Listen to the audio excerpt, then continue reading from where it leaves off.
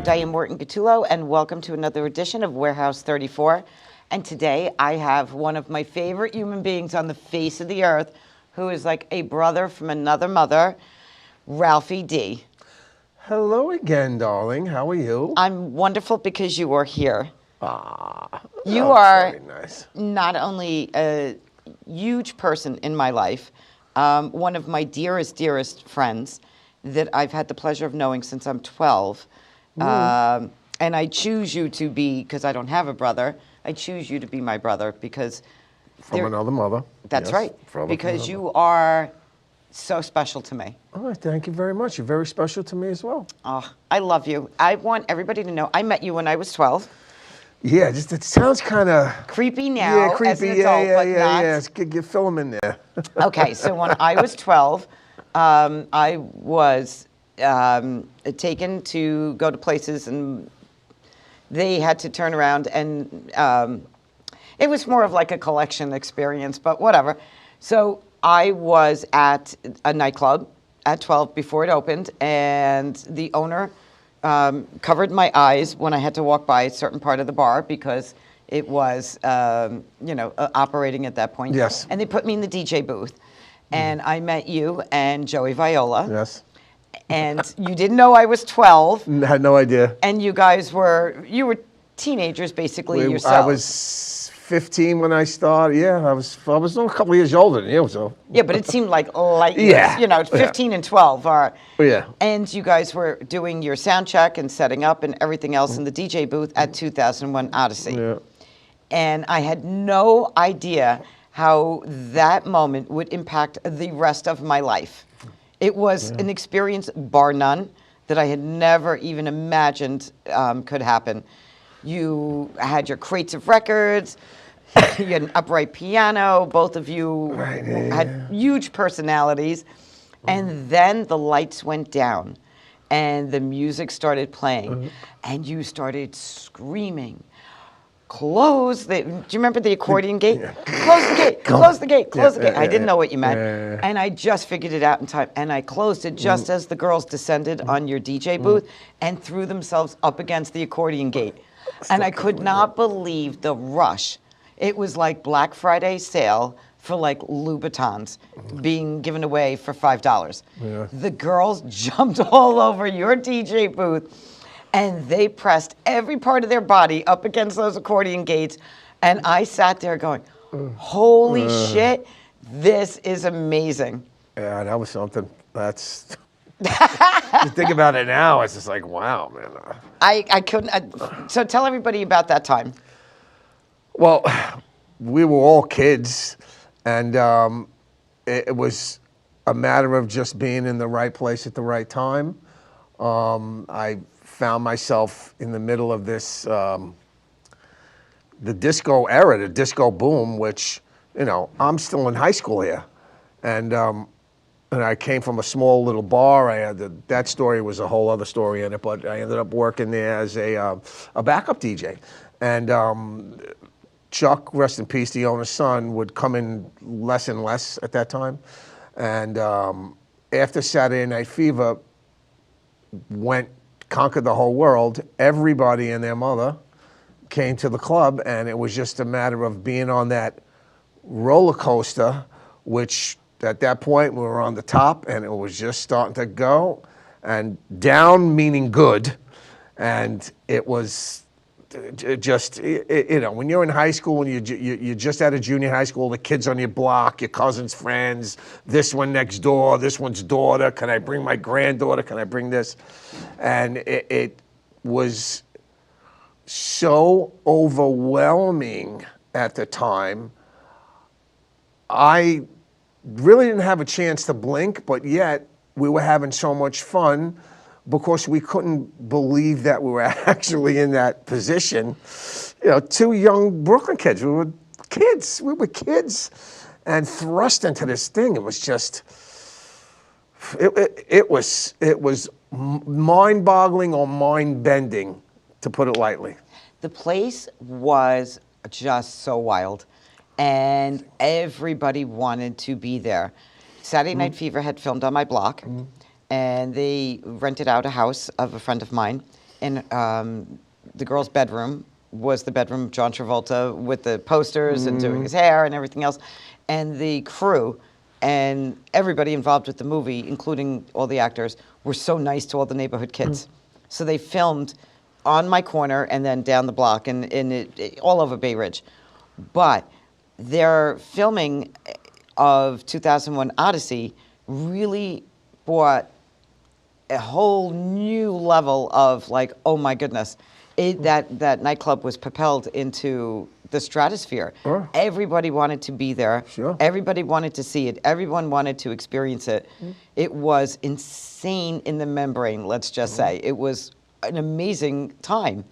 And to see you in that space, I'll never forget. I didn't know how to dance.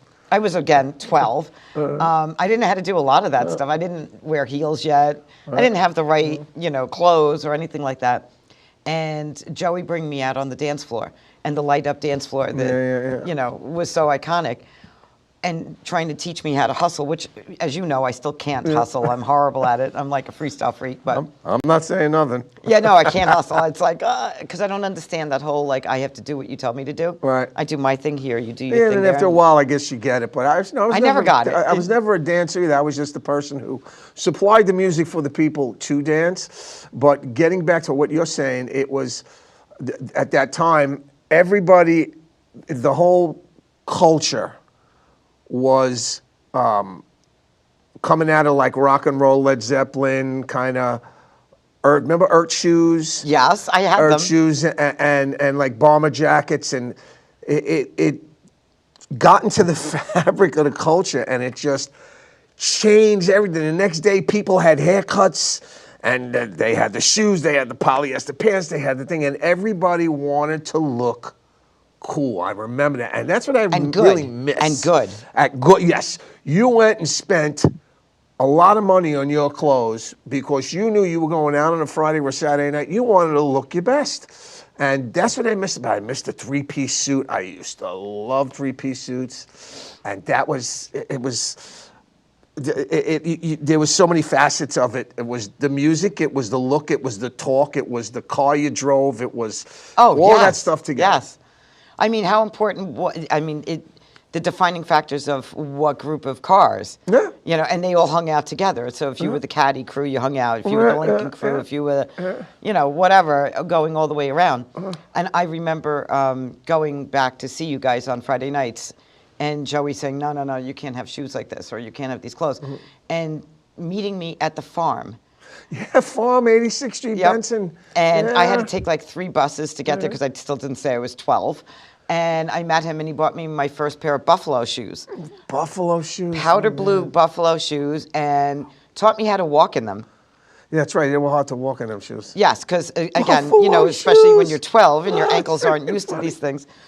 And he turned around and taught me how to walk in them and bought me flare bell-bottom jeans and pants, and then brought me over to Something Else and Something Else, right? Yeah. That was like a Fashion Corral and Crazy Horse. Horse, all those places, and showed me where I needed to go buy all of my clothes. It was insane. And then I had the proper, outfits to go You had and to show look up. the part. Right. Absolutely. And again, nobody could tell I was 12 until like whatever. Little makeup on, a little listening, start to see that. Okay. Oh my gosh, Fiorucci, You blend right in. candy shoes. Candy shoes.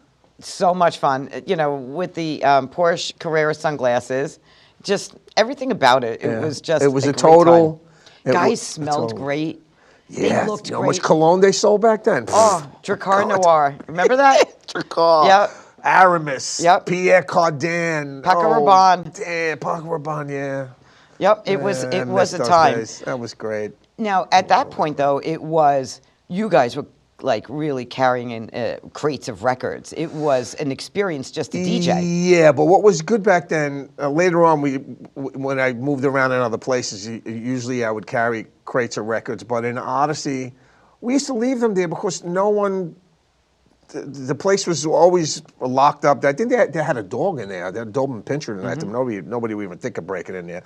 But later on, just carrying the crates of records, thinking about it now, my back hurts. But you know, vinyl was different, everything was different. It was turntables and all that, but yet, again, it's just part of the culture, and again, it was magical moments. It was great. Put yourself back as that 16-year-old kid in the middle of 2001 Odyssey, watching this whole thing explode. Wow. Would you have ever thought that your life would have been so impacted by that experience and taken you absolutely to not. the levels of success that you've reached?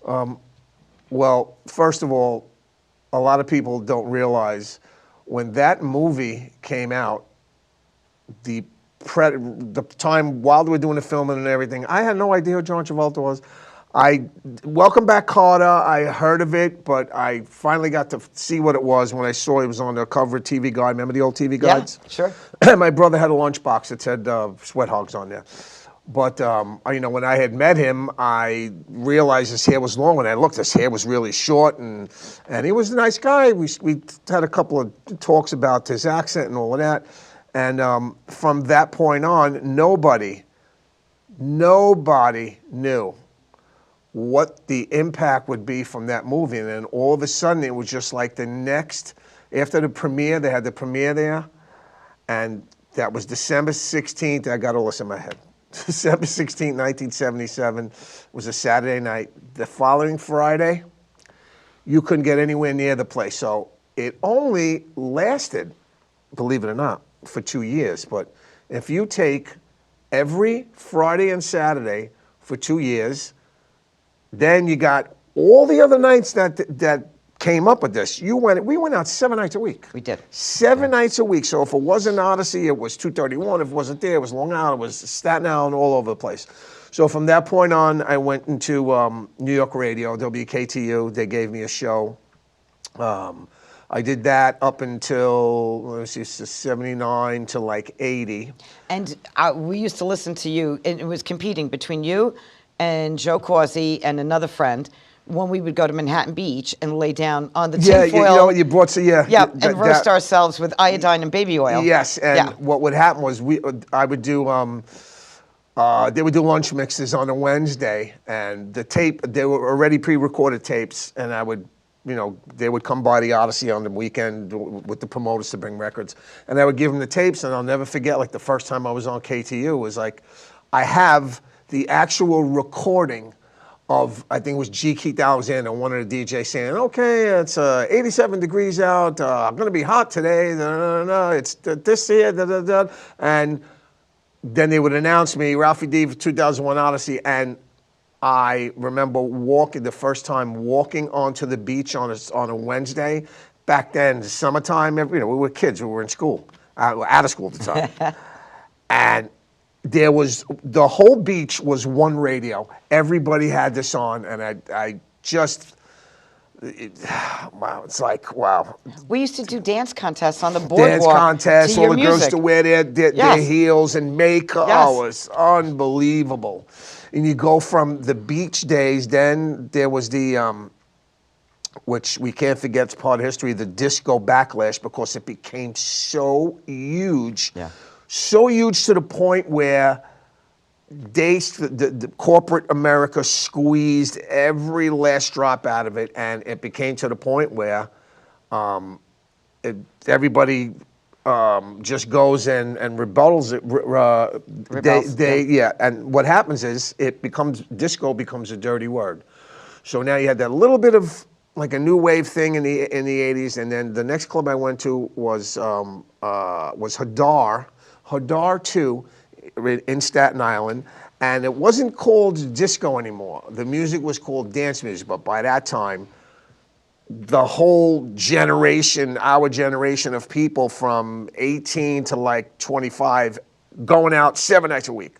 So those clubs in Staten Island, there was Hadar's, there was Blossoms, Scarlet's, Park Villa. Oh, there was so many of them. And the next break I got was, I didn't realize it. I thought, you know, when you're young and you don't realize what you're doing, you're just having fun, and I wish I was smarter. But anyway, I realized in the early 80s that I wanted to do more than DJ. I wanted to do something with music. And the first thing to do would have been, the next step up would be to create the music or be in a recording studio to tell an engineer, because at that time you weren't allowed to touch anything in a studio. You know, okay, I want this song for this amount of time on tape, edit it, add this instrument, do that, and it was called doing a mix. And the big break came when myself and two friends of mine, Tommy Musto, Tommy Sozzi, rest in peace, did this thing for Tommy Boy Records, which was huge. And the music had changed now. It was into this kind of electro music. And we got a chance to mix all these big records that came out on that label. And that was another high point in my life, which is really good. And we go through the 80s, and most of the 80s after that, you know, I worked in a lot of great clubs. I remember the, you know, Promotions, Club B. Oh, please. And then So much fun. Come on. Oh my God. Come on. It was like, it was still disco. The culture was still there. The people were still in the culture, but now getting the traction underneath me, having worked in different places and being recognized as a DJ now, where if a club would open, they would call me and I would do the opening, and then usually either was a guest spot or sometimes I would stay there. And I would stay till the club was good, and then another club would happen and this and that. But there were rules back then, which we won't get into right now.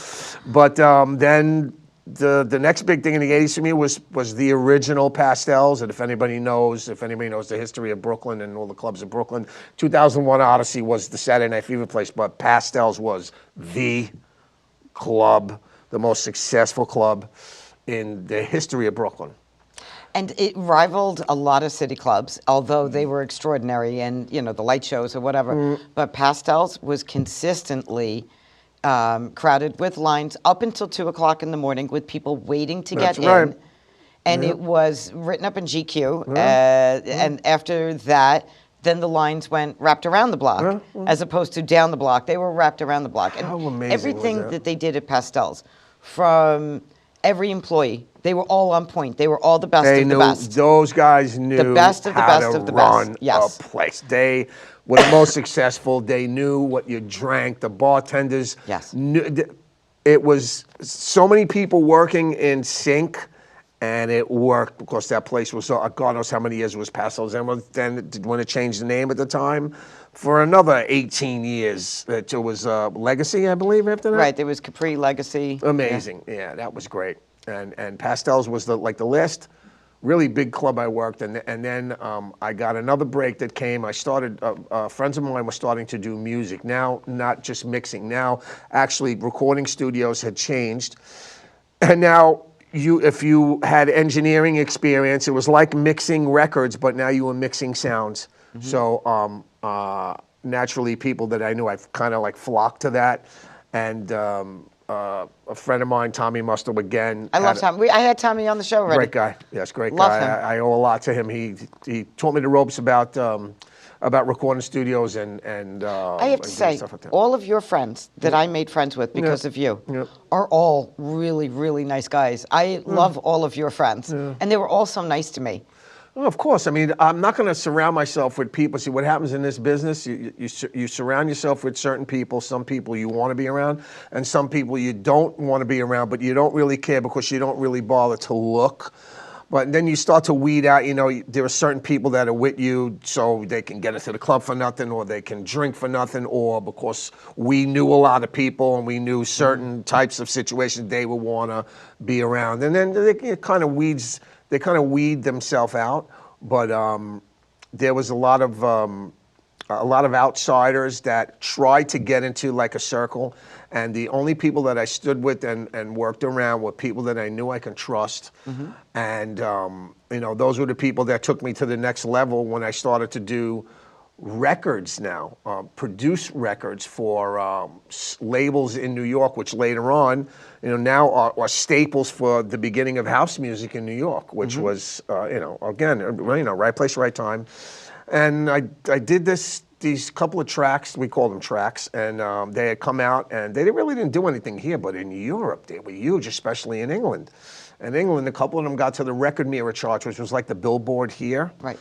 And once these people found out that I was a DJ, they invited me over to England to play. Now, I had never been to England. I had never been anywhere out of the United States. But other friends of mine, Tommy again, Lenny D, Frankie Bones, Victor Simonelli was in the group like right after me. All great guys. All great guys. We all followed in that footsteps, in that footprint. And then I started to DJ all over England, like in 1990. And then the break started coming. I did another track with Anthony Menino. Love him. Anthony, great guy. We right place, right time, right, whatever it was. It became a worldwide smash, except, of course, for the U.S. And once people found out that I was a part of that, now I started getting booked to Holland, Germany, Italy, all over Western Europe. And that was my life. I made records during the week, and on the weekends I was on a plane flying somewhere to DJ somewhere else, and then come back and make more records or do remixes for other people. And that was a really, really good time. I really enjoyed that because back then there was maybe, I would say roughly 50 DJs. 50 well-known world-traveling DJs at the time. Between now, there's got to be 500,000 DJs out there, but the people that do what I did back then now, the number is astronomical. Everything happens faster. Now you make music in your house. You don't need a lot of other people to do it. You need to know a computer, but you still need to know music.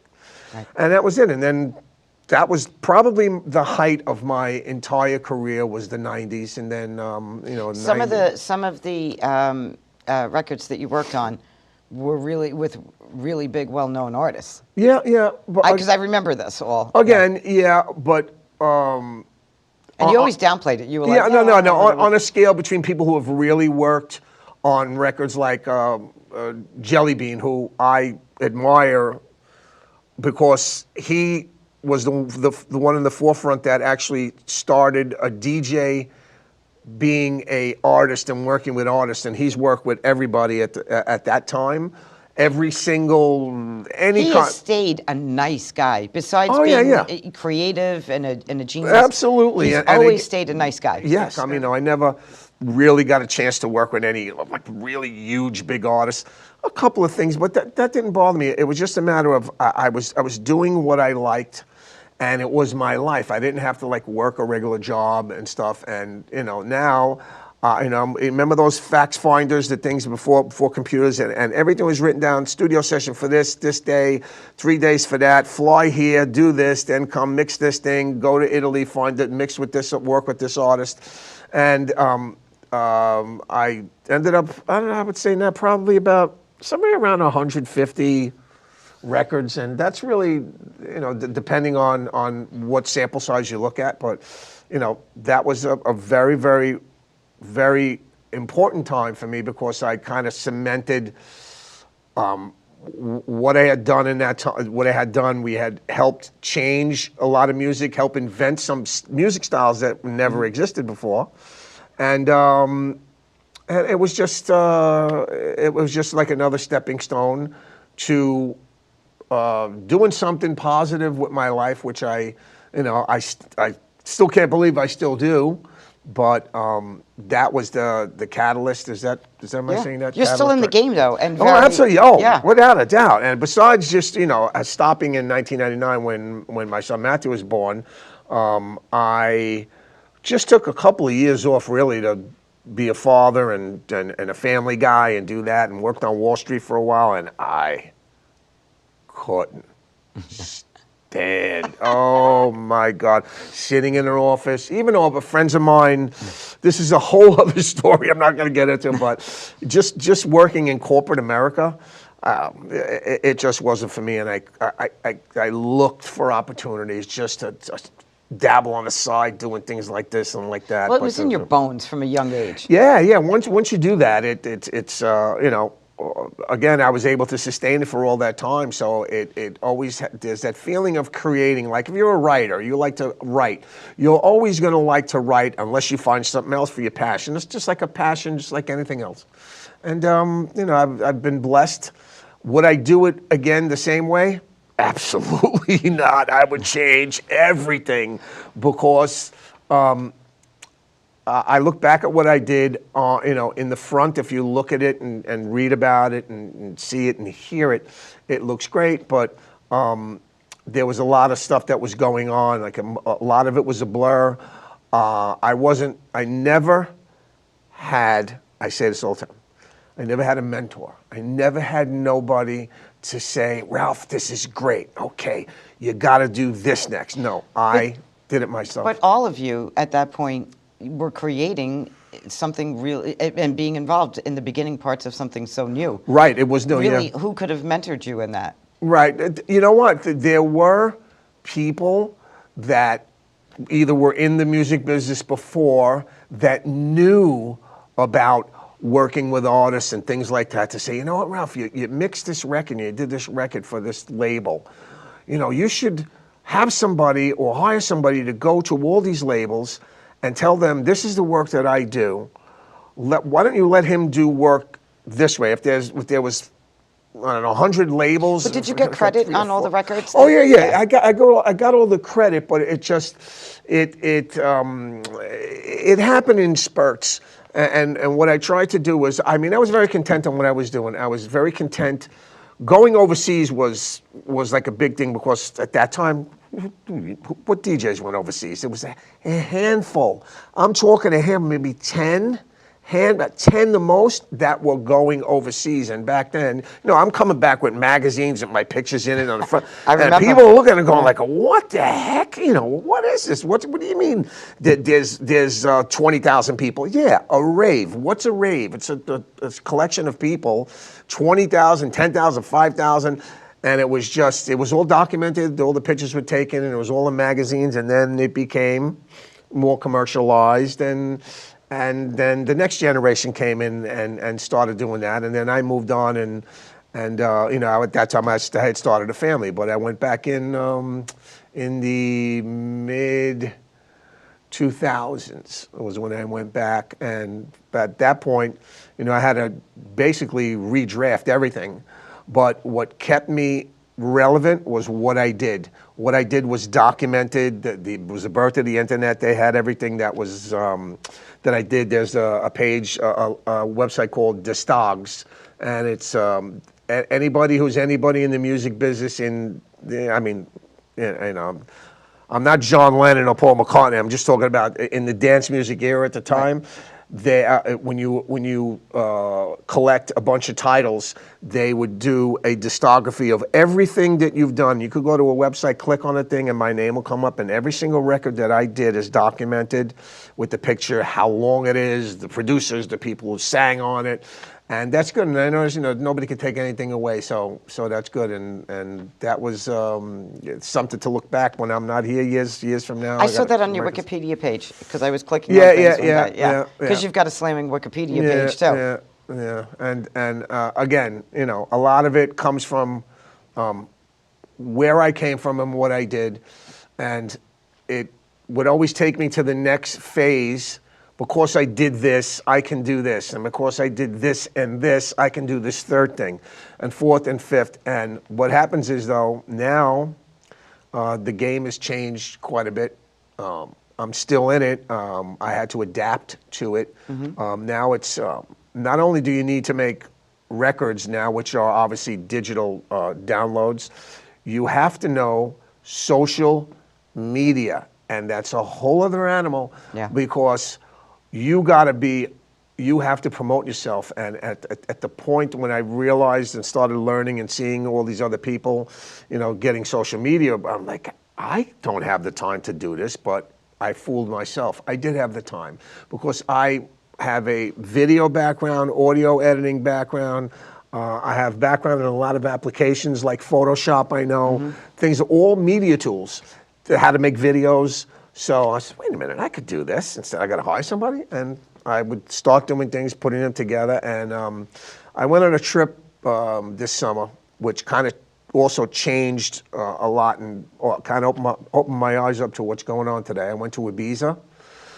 And Did you go see Lenny? I was actually I saw Lenny Fontana in England. Of course, that was my next stop. I went from Ibiza to England, but I met Victor in Oh Ibiza. my God, We got there. yes. Yeah, it was great. Oh, it was great. Ibiza's And I had never been party there. town, Yes, boy. I had Oh never my been gosh. there, and what I saw, what I thought I was going to see, and what I actually saw, and what I thought I was going to do, how I thought I was going to act, and how I acted to what I saw were like night and day. But it was a very important trip because it kind of brought me to the forefront of that is the dance capital of the world. So Ibiza? if you play in Ibiza, I mean, there's like 4 or 5 clubs which you would have to see. I mean, you can read about it, there's videos, but there are clubs like Amnesia and High and places that I actually went to a beach club where there's, oh my God, there had to be 5,000 people. Wow. At this bit, you're on the sand with the umbrellas and all of that, and then they have all the bottle service, which it was called Tanit Beach Club. And you would think now, okay, all the music is all brand new music you never heard. It's not. It's all people within there in this particular party. People from 35 to 70. It blew my mind. And all they're playing is all house music from like 1980, because in Europe and in England, the music is generational. So the music, the kids that went out in the late 80s, their younger brothers and sisters catch the same wave, and then as the kids' generation, it's all generational, and it all connects. So the music I was hearing, I was like, man, it's just all this music. It's just, wow. And I could have went somewhere else where I ended up going, where you would hear like newer music and stuff like that. But Ibiza, there's something for everybody. And it was amazing. The weather was great. Just the atmosphere. And I met some people who were the nicest people that showed me around. Jeff Jefferson, who I gotta mention. He's an old-time promoter from Ibiza from the 80s. Wow. And he took me everywhere. And every place we went, people stopped and went out of their way to talk to this guy. And he introduced me to so many people, which I was, it takes a lot to impress me. And this guy, he impressed the hell out of me. And Ibiza now, the after effects of Ibiza, I'm in the middle of working now. I have a bunch of different record labels. And I put... What's the name of your record labels? I have 4 of them now. And what I do is, the reason why there were 4, I try to concentrate on 2 genres, but I have to break them down into different categories, because some labels that are run by I have a publisher. A lot of music today, if you're really music savvy and you listen, a lot of music that does really well are samples of older music, but it's got to be done correctly. And when you sample other people's music, the bigger it gets, you run into publishing problems, which is, most of the times it's not a problem, because if someone's going to call me and say, hey, listen, you use a sample of mine, which means the track got really, really big for this person to hear it. Right. So you're not going to collect publishing from it, which is the royalties, like when it sells, selling $1.99 per download, comparing to like a $5 or $4 at the time to buy like a 12-inch record. It only becomes big when you either get something into like a movie or a commercial or something like that, and that's happened. I've seen it happen, and having that known, I started another label which is kind of sample oriented, but when I do things like that, I try to kind of like disguise it and make it where I'm not just taking somebody's thing, plopping it there, here it is, oh, I know what that is. I try to change it up a bit, make it friendly, make it different. But I know what it is, but it sounds different. This is good.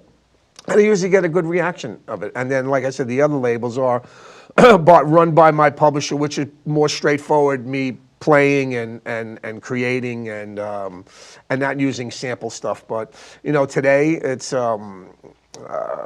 there's a record. Oh God, I keep saying records. Well, I see your stuff. I mean, you know, because you'll tag me on the posts Yeah, and things yeah, like that. yeah. And you know, the deep tracks and all the rest of that stuff and the electronica. I mean, you really. Well, that's the whole thing. It's promotion. You know, I have to. I show you on my stories all the time. You have to promote. It's not like you know, when you had records, you went to a record store and you bought stuff. No, you're promoting. The good thing about social media, there's a lot of bad things, but the good thing about it that I take it for is one click, and I have this thing in 25 countries all over the world. But it's getting it to the right people and having them play it. And what happens is people become, in this business, you know, their noses go up in the air and they won't play anything else but their own stuff. I was never like that. I always do, and you know, play other people's stuff, and you kind of feel it out. You know who's going to play your stuff. And I have a lot of friends in this business now who I can depend on to do stuff, and we help each other out no matter how high they are or how low you are on the totem pole. And you know, the DJ gigs has been hard because COVID. Once everything started to get back on track, all the promoters that started to promote again once everything opened up, they had all of those people that they had booked before COVID, they had to fulfill those bookings. So you're looking at probably a year's worth of bookings that these people had to go switch through. Yeah. And now it's starting to pick up a little bit. I have to go to Edinburgh in Scotland in May, which is a huge reunion rave. There's going to be like. Hang on, you know what's on my bucket list. Yeah.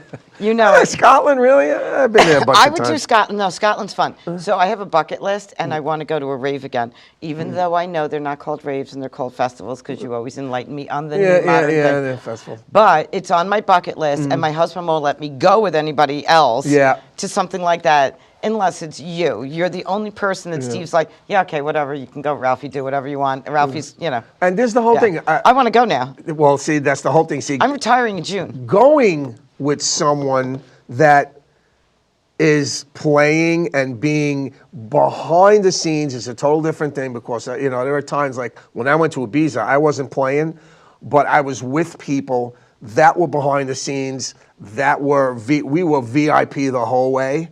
And now, if I ain't playing, I ain't going. But Ibiza was a different thing. I never really liked being in the crowd. I would always go through a crowd. Every time I would play somewhere, I would try to get there at least an hour before. You want to hear what the guy before you was playing. And, you know, I would walk around a crowd. I wanted to hear what it sounded like and stuff like that. But now it's more of just going in, doing your job, and leaving, depending on where it is. I mean, I went to, I'm not going to say the place, last year, and it was good for people that were there, but it wasn't my type of vibe, wasn't my type of people, and I just wanted to play and just go, and that's what I did. Every once in a while it happens, but... What's your most memorable live gig? Oh, that's easy. Very easy. Arrow to the brain. 1994, they have a rave in Switzerland called Energy. And it was called, at the time, Energy 94. And it coincides with the Zurich Street Parade. The Zurich Street Parade, it's in July. And picture like the Canyon of Heroes on Broadway when like the Yankees or Mets or somebody will win a world championship and there's a parade like that. The parade goes through the middle of Zurich, and there's all these floats with all these people, and it's all, you know, club people and music and stuff like that. It was, I mean, it's in the culture. Right. It's in the culture. Like here, if you try to do that, you probably get, you know, you have so many different types of people and races and creeds and colors here. It's not like, I mean, you go to Switzerland, most people are Swiss or German. There's so many of them, so the culture is bigger. And that happens in the daytime, and in the nighttime, they have the big party. And I headlined this rave. There had to be, it was in a stadium the size of like the Madison Square Garden. I think they said there were like 38,000 people or something like that. And I remember, and I had a record out that was really, really big. It was starting to blow up at the time, and I went on prime time, and I was on this huge scaffolding. And this is the first time I had ever seen mechanical robotic cameras that would zzz, zzz, zzz, zzz, zzz, zzz, like this. And at first I was like, wow, what is this? And there were people snapping pictures, and it reminded me a little bit of Odyssey during the disco days, because everybody wants your attention while you're trying to play. So turn around, take a picture, you click, and all of a sudden,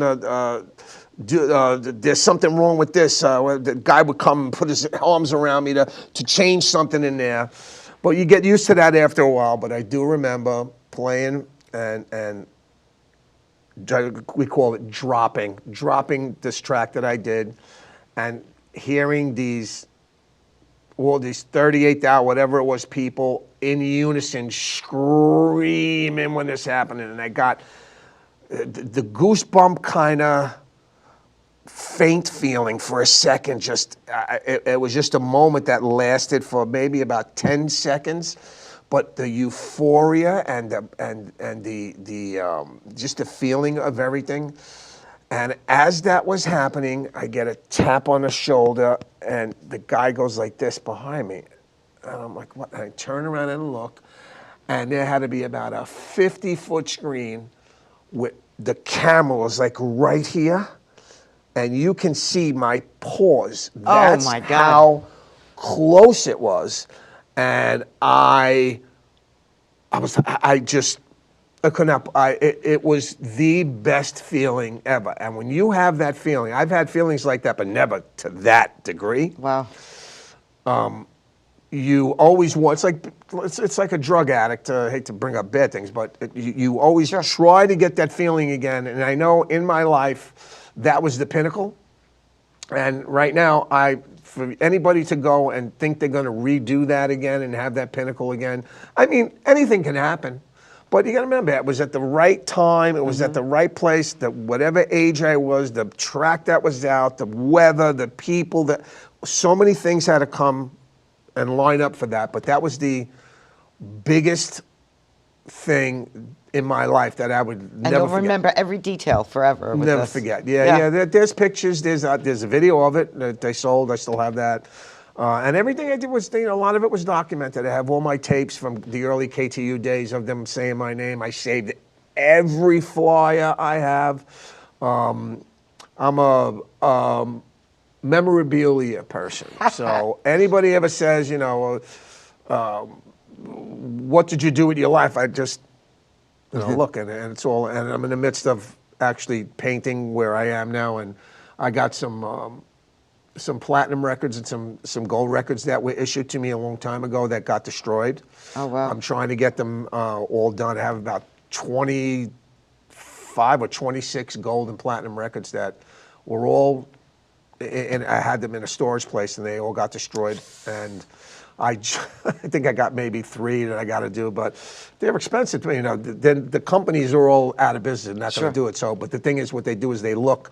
The company that does them for me is the company that does all the RIA, Recording Industry Association of America. It's got to have the plaque, a real plaque on it, and they look, and what they realize is now I have carte blanche on them. I said, listen, I need this. I just got to provide the artwork. Right. And that's it. So, everything's documented, and I'm blessed. I mean, could I have been more blessed? Yes. Could I have had a better time? Yes. Could I have been smarter? Yes. But I don't know if you would be the same person. No, I think you're kind of perfect now. I think I would be, but again, you're right. You never know, because again, maybe, I never obtained wealth during that time. It wasn't about the money. I mean, when I was flying around in the 90s, I could have made so much more money, but I was still hungry and all that. Now, there are guys that get more money than people make in 5 years to play for 2 hours. It is absolutely mind-boggling, and it's so commercial, and it's so over the top. And it's like, would I like to have that again? Yeah, probably. But, when you're young, obviously it's when Well, you're singing. listen, you're no slouch. You've done very well in life. 'Cause I Yeah, know I'm you not going to personally. complain. I'm You- not going to you've complain. got But a- I'm not. But you've I'm got a not good done. life. I'm definitely not done. You better not be done. No. Because Never. I retire at the end of June. So there better be another rave in your bookings. Yeah, there because will be. I need to I'm go. sure there will be. Absolutely. And also, I think that we need to go, the best thing about being in the environment and in this is that you go support your other friends. So we need to also go on a road trip, and we need to go visit Victor in Italy and go Yeah. see Victor. And then we also need to go and see Lenny when he's at like Tenafly or something, because he's on the road all the time Those too. are the best things. I would do those 3-city gigs. I would stay in Europe in the 90s. My friend Hans, rest in peace, lived right in the center of Amsterdam. We used to go there a lot. Yeah, I used to that was be my in second Brussels all home. the time. Yeah, I'd Yeah. walk out of the house and walk to maybe the parking lot, and that's where Central Station was. So to go from Amsterdam to go anywhere Yeah. is Puddle easy. hopper. Yeah, exactly. So that was fun because back then, back and forth to try the Atlantic, the flights back and forth. Now, so I said, you know what, stay in Amsterdam for 2 weeks. I would get there like on a Monday, do a local gig on a Wednesday and a Thursday, Friday, do something, and then Friday night drive to Paris or fly to Paris, play in Paris, and then from Paris go to Switzerland.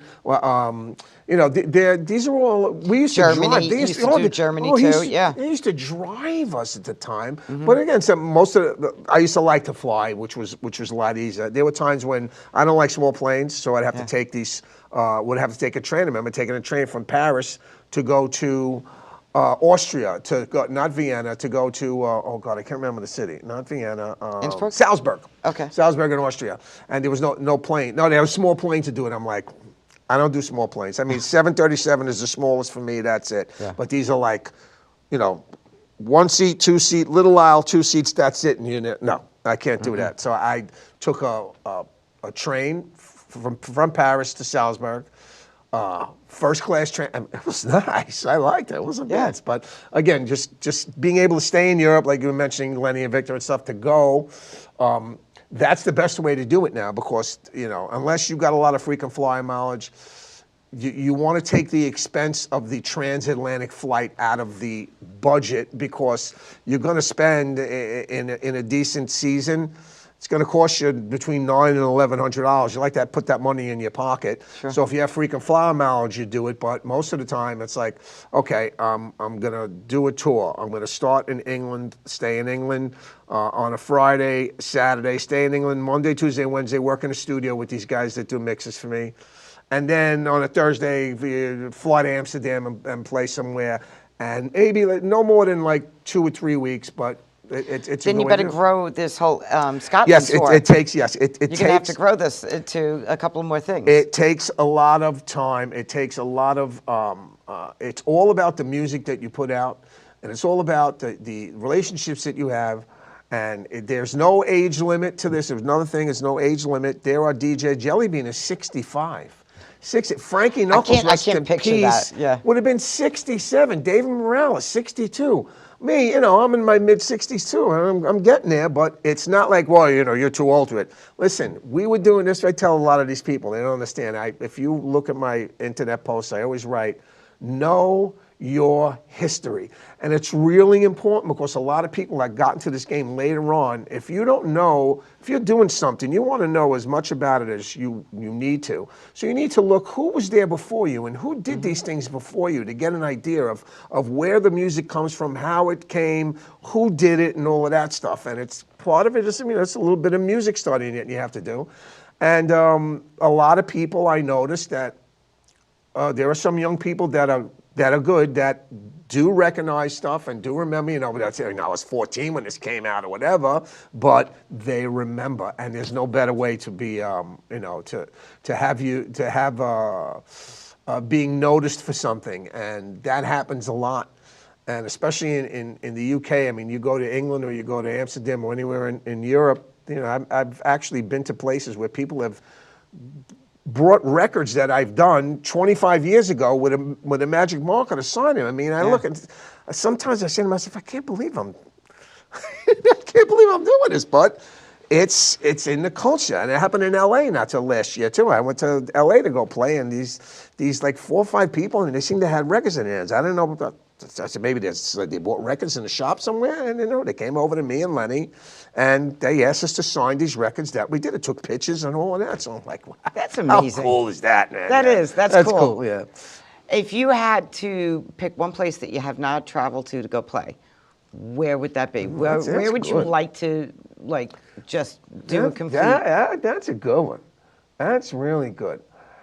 I was supposed to go to Australia, and never got there because there was a typhoon. I was supposed to play in the south of Thailand and then fly to Australia. That was in like the mid '90s. I never got to go there, so I would like to go there. I would love to do Greece. I've never been to Greece. Oh, that would be awesome. Ibiza, that's off the list. I've been there now. There's probably places I don't even know about yet that.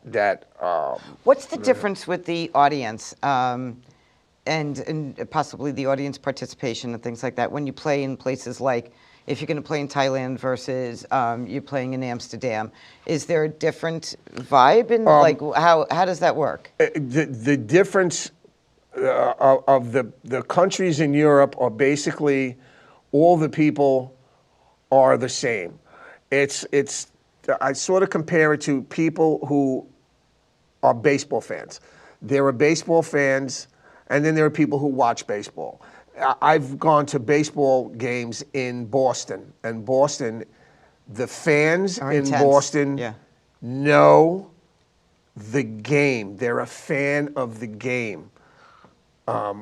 In these places that you play in Europe and wherever they are, as far as, there's some that are different than others, but the DJ booths are always, most of the time, set up in the front, and they watch everything. My hand goes like this. There's a person that's going like this, and you pick the headphone, and they'll look at, and at first I was intimidated by it, because we came from, DJ booths being in the rafters and all these places. Sure. And they watch everything. They know their music. You make a mistake, you start doing that with mixes. Sometimes people whistle. Really? Yeah.